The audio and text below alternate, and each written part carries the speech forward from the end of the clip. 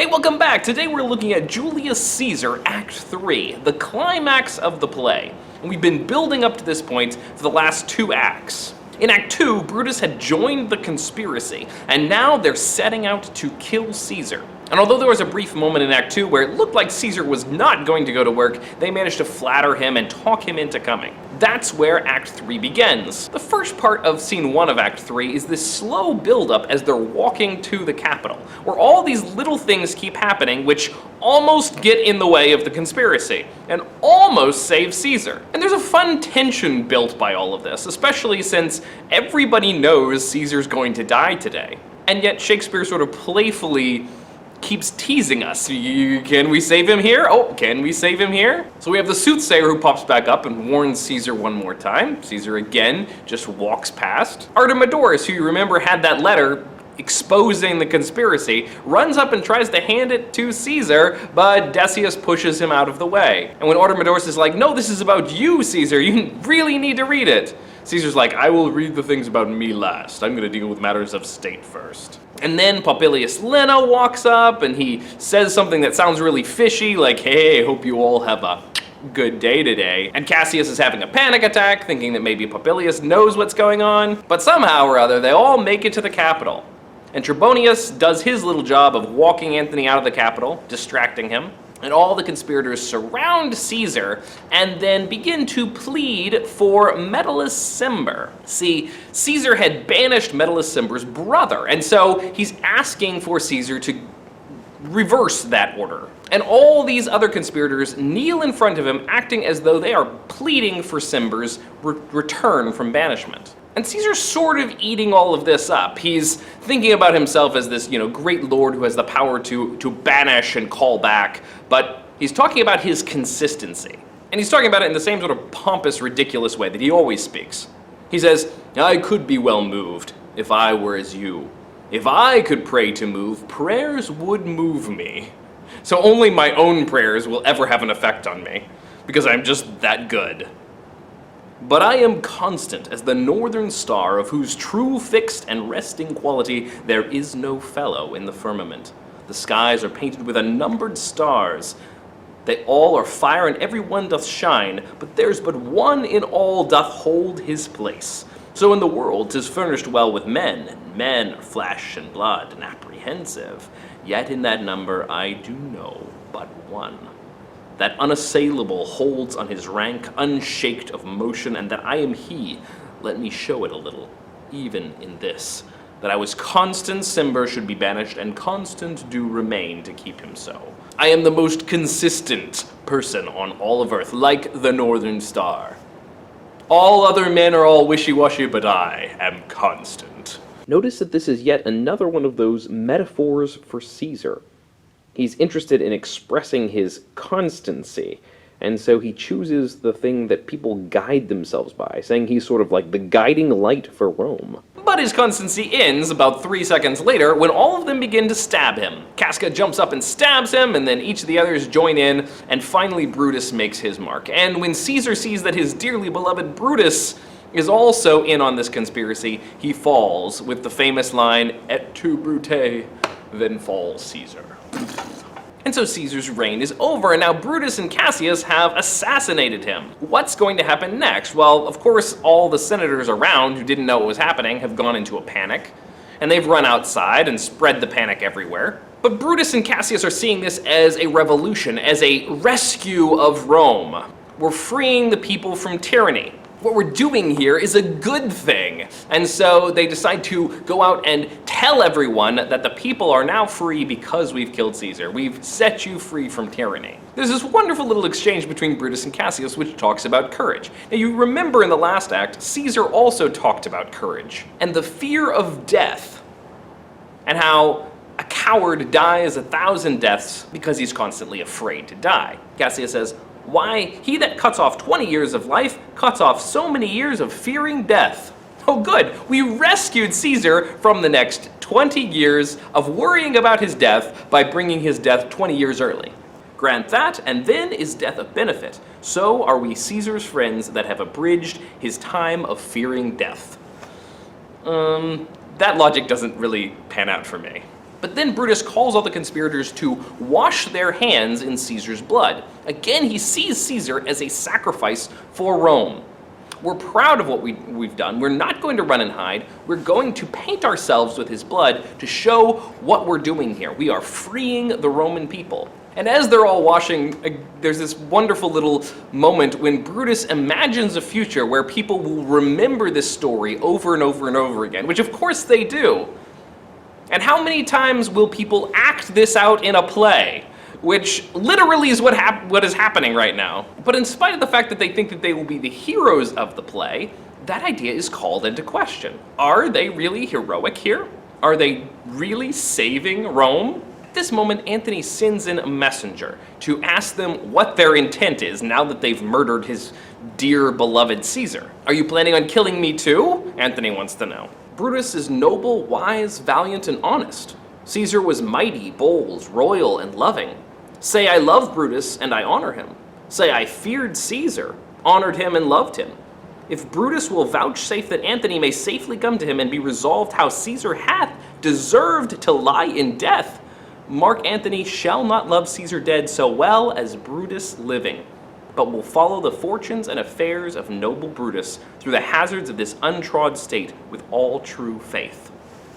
So if you had a really good reason to kill Caesar, which it seems like you think you do, and you tell me, then I will follow you to the end of the world.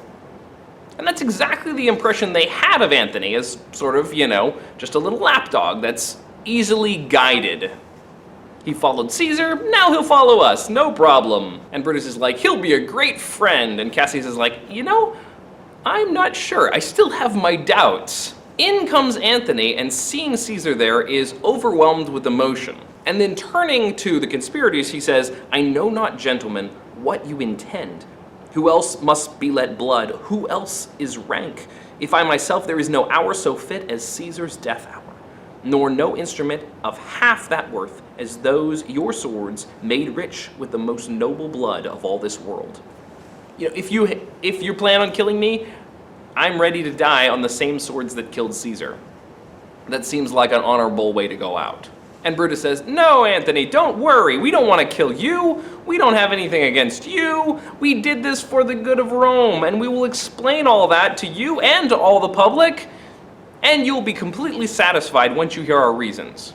They're super good. And Anthony says, oh, I'm sure it is. So because you say it is, I will believe you, and I will shake hands with all of you. And then he begins to shake hands with each of the conspirators, whose hands, remember, are completely covered in blood. And as he goes around and shakes all of their hands, then he pauses over the body of Caesar and says, that I did love thee, Caesar, oh, 'tis true. If then thy spirit look upon us now, shall it not grieve thee dearer than thy death to see thy Anthony making his peace, shaking the bloody fingers of thy foes, most noble, in the presence of this thy corse? And he continues on actually for a while.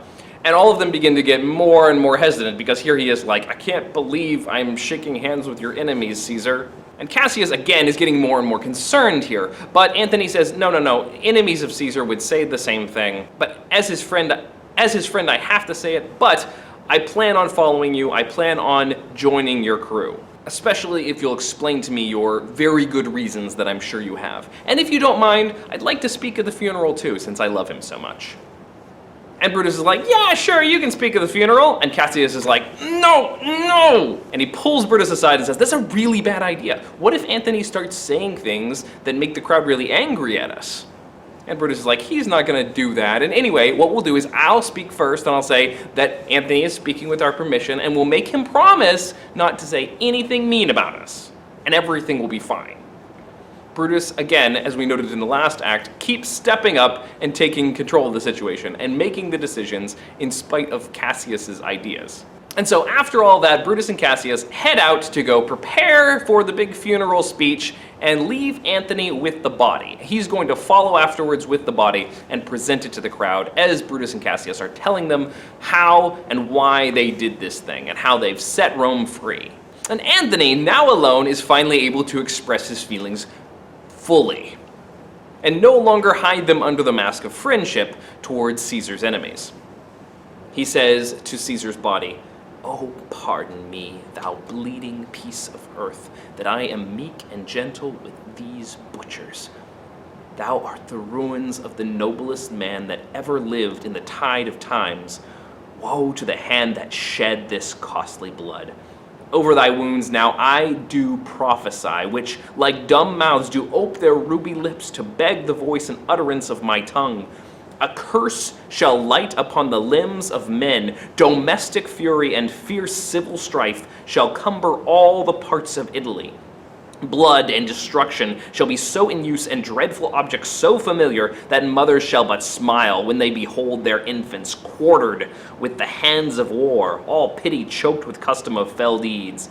And Caesar's spirit, ranging for revenge, with Ate by his side, come hot from hell, shall in these confines with a monarch's voice cry havoc, and let slip the dogs of war, that this foul deed shall smell above the earth, with carrion men groaning for burial. Well, that's horrifying. So he prophesies that this event will not lead to peace and freedom of Rome, but horrific war and bloodshed. So much so that everyone will be desensitized to the horror of it all. And over all of this raging bloodshed and violence will be the ghost of Caesar, drawing it on. At this moment, in comes a servant of Octavius Caesar, Julius Caesar's nephew. And Antony sees this as an opportunity for an ally. Octavius is coming to town to see Julius Caesar, but Julius has just been murdered. So Antony says, make sure Octavius waits outside of town. It's not safe for him yet. Wait till he sees what happens at the funeral. And then we'll begin to make plans on how to deal with all of this, and how to deal with Brutus and Cassius and the rest of the conspirators. Scene 2 is the funeral scene, which is one of the most famous scenes in this play. All the people of town are in an uproar, of course, because Caesar was just murdered in the Capitol and they want to know what's going on. So Brutus stands up in front of all of them and begins to speak, and he gives them this speech. And the main summary of the speech comes in the line, "Not that I loved Caesar less, but that I loved Rome more." And then he talks all about how Caesar was too ambitious, and so he had to die in order to free the people so that they could have their freedom. There's a really key point to note in this. This is one place in Shakespeare where he uses prose. Now, Shakespeare uses a whole lot of poetry, and occasionally he writes in prose.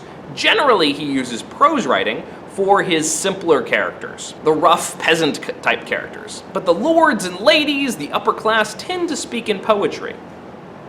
Brutus usually speaks in poetry, but in this particular speech, which is supposed to be this moment of eloquence for him, he speaks in block prose, in a very plain form. This is going to be important because just in a minute, if you look at the text, you can see that all of Antony's speech is in poetry. The effect of this is that Brutus doesn't sound very impressive, but Antony's speech, which is so complicated and rich, is very, very eloquent, and much more impressive than Brutus's, in spite of his claims throughout it to the contrary. But even though Brutus's speech is fairly short and very straight and very plain, he has won the people over. And he says, "Have I offended you all with this action?" And they're like, "No, we love you, Brutus. You're awesome, Brutus." When just a few minutes ago they were like, "We love Caesar." They change their minds really easily. And Brutus says, "And I'm ready to die for Rome too. If ever Rome needs my blood, you go ahead and kill me." But all the citizens are like, "No, Brutus, you live forever. We love you." Then Brutus introduces Anthony and says, "Anthony's going to speak with our permission. Stay and listen to him." And the citizens are willing to stay and listen, but they've been so won over by Brutus that at this point they don't even really want to hear what Anthony has to say. And they're like, if Anthony says anything bad about our beloved Brutus, we'll take him down. But then Anthony begins to speak, and he has this lengthy and fantastic speech. Now, one of the comments I've made all the way throughout this play is so many of the characters use arguments that are full of fallacy and are full of manipulation and are full of false conclusions. And this particular speech is one of the best to analyze for those complicated ways of manipulating the minds of its hearers. The primary function at the beginning of the speech is to create a sense of reverse psychology. All these people don't trust him at all, and he has to win them over from the beginning. And so he starts out very gently, saying, "Friends, Romans, countrymen, lend me your ears. I come to bury Caesar, not to praise him. The evil that men do lives after them. The good is oft interred with their bones. Let it be so with Caesar. The noble Brutus hath told you Caesar was ambitious. If it were so, it was a grievous fault, and grievously hath Caesar answered it. Here, under the leave of Brutus and the rest, for Brutus is an honorable man, come I to speak in Caesar's funeral. And so he begins not by, as he says, praising Caesar, because that's what they all expect him to do, and not by challenging Brutus. He says, since Brutus said that Caesar was ambitious, he must have been, therefore he got what he deserved. And so I've come under the honorable Brutus's permission to speak here. He sounds completely on Brutus's side, and therefore the people warm to him very quickly. He was my friend, speaking of Caesar, faithful and just to me. But Brutus says he was ambitious, and Brutus is an honorable man.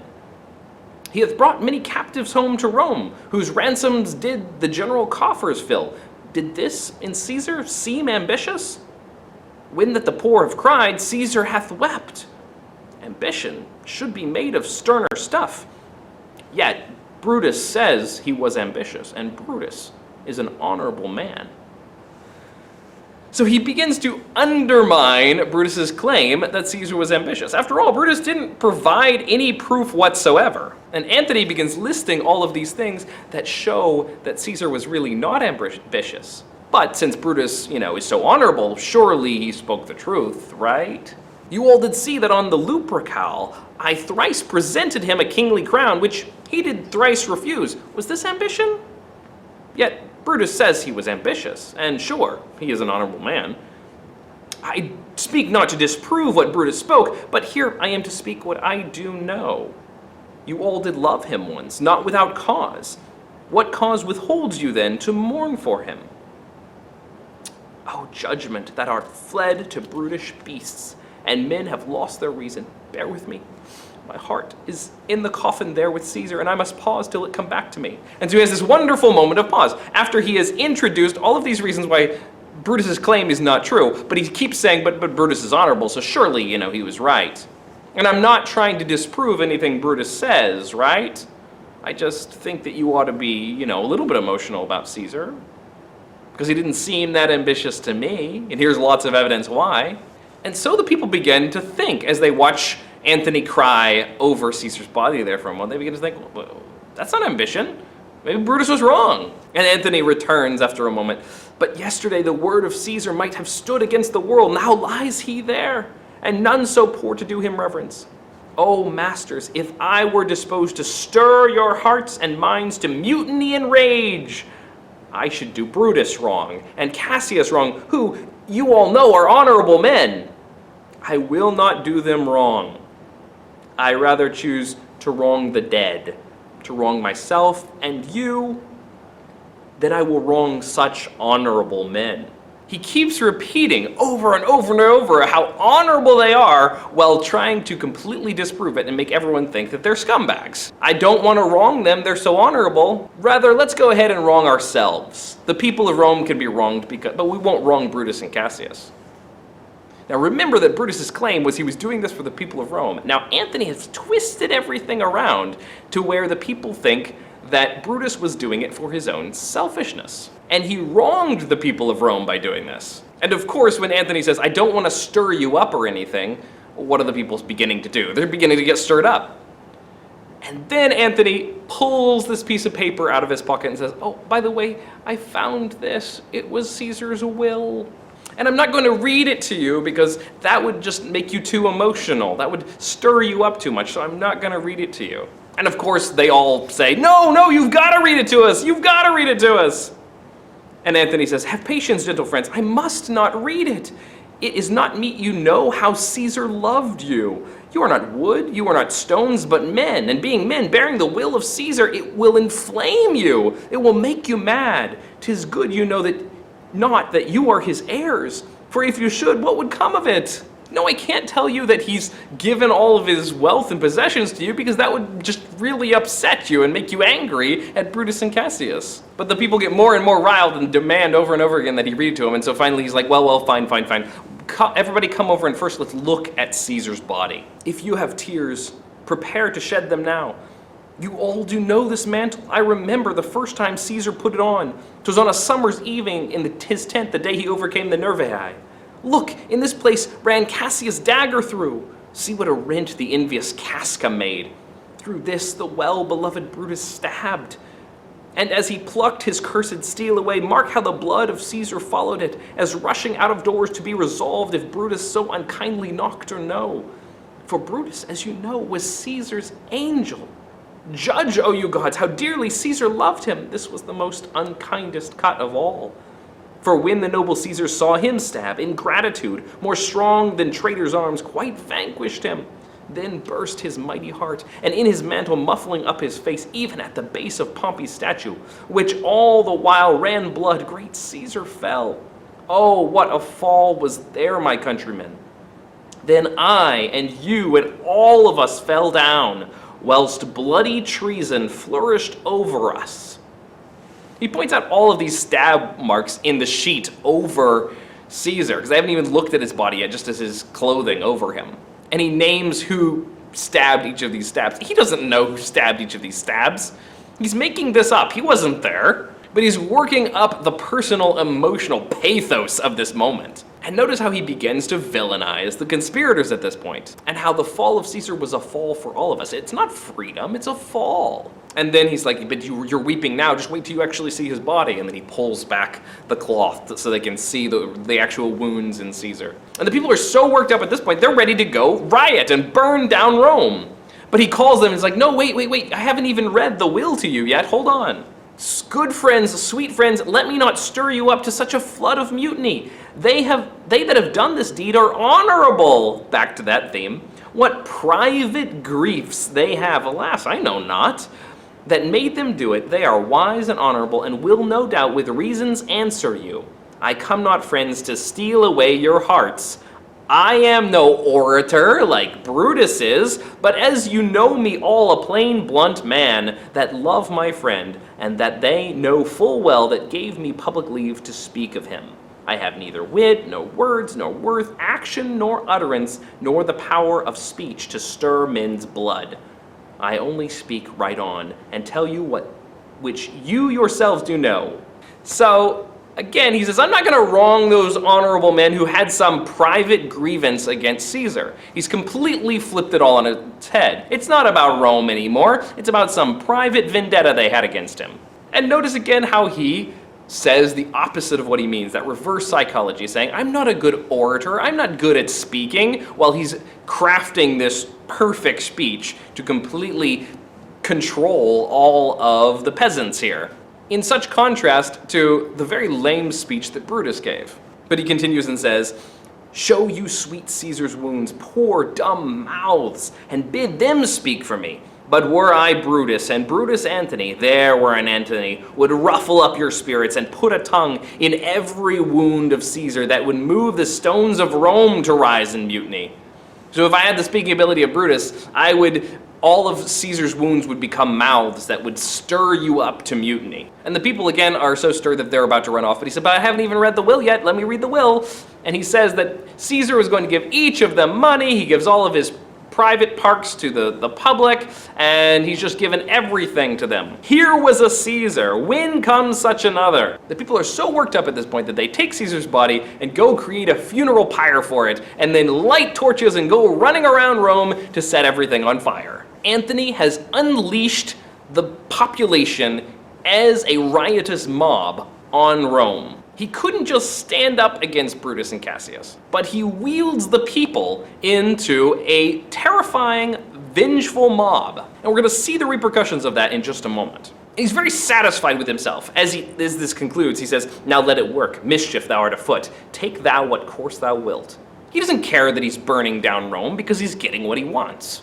Octavius' servant comes back in, and they find that Brutus and Cassius have caught wind of this mob rushing through Rome, and they've dashed out and run away. And Octavius has now come into Rome, so now Anthony and Octavius are going to team up and hunt down and fight Brutus and Cassius. And that's going to be the action for Acts 4 and 5. That's the majority of Act 3, but there's one more little scene. It's a scene in the midst of the mob. It opens with a poet whose name happens to be Cinna. And he had this weird dream that he was feasting with Caesar, and he's coming out to Caesar's funeral. And as he's on his way, a bunch of thugs run up from the mob and grab him and say, tell us who you are real quick or we'll kill you. They demand his name, where he's going, where he lives, whether he's married or bachelor. And he answers all these questions backwards, and none of them are too bright, and he's sort of poetically answering them a bit, when he comes finally to his name, which is Cinna. Now, if you remember, there was another Cinna who was one of the conspirators. And so as soon as they hear this, they decide they're going to kill him. And when they say, we're going to tear you to pieces, he says, no, I'm Cinna the poet, I'm not Cinna the conspirator. And they answer, it is no matter, his name's Cinna, pluck but his name out of his heart and turn him going, tear him, tear him. And so they kill him and then run off to burn down Brutus and Cassius and Decius's houses. And we can see that Antony's unleashing of the mob is not an unleashing of justice or righting the wrongs. Innocent people are being horribly killed. There are bad consequences to letting a mob riot in your town in order to grasp at political power. And Anthony, although he acted like he cared so much about the people and cared so much about Caesar, is becoming more and more of a complex character. And we'll continue to see that as we move into Act 4. Good evening. The streets of Rome were filled with mostly peaceful protest following the brutal assassination of beloved statesman and hero, Julius Caesar.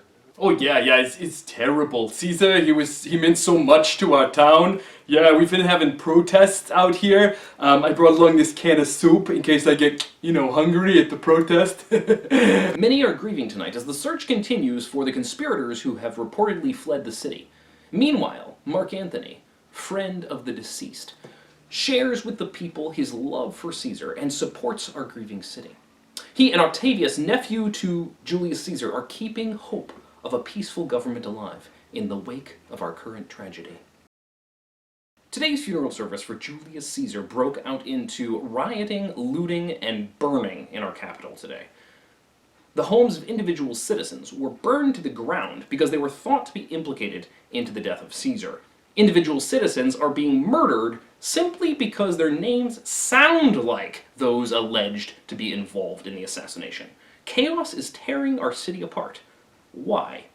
One man, Mark Antony. Now, let's make it clear. We at ACR News believe that assassination and murder are wrong, but we also believe in justice and due process. But instead of using the state and the Senate to oppose these assassinations, Mark Antony decided to, quote, cry havoc and let slip the dogs of war. He sidles up to the assassins and wins over their trust and then immediately riles the people into frenzy, which he unleashes on the innocent citizens of Rome. He's now being called a friend to the Roman people. You can't be a friend to the Roman people while pushing for them to be murdered in the streets and their homes burned down. Mark Antony doesn't care about the people, and his actions make that clear.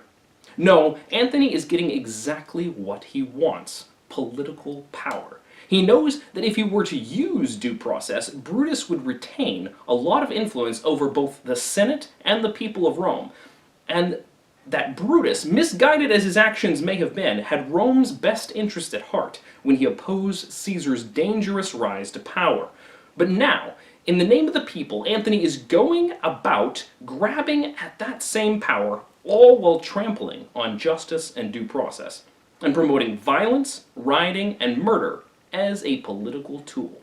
This has been ACR News, the news you can trust. Thanks for watching. You can click to watch another episode, or you can click to subscribe, and I'll see you next time. Bye-bye.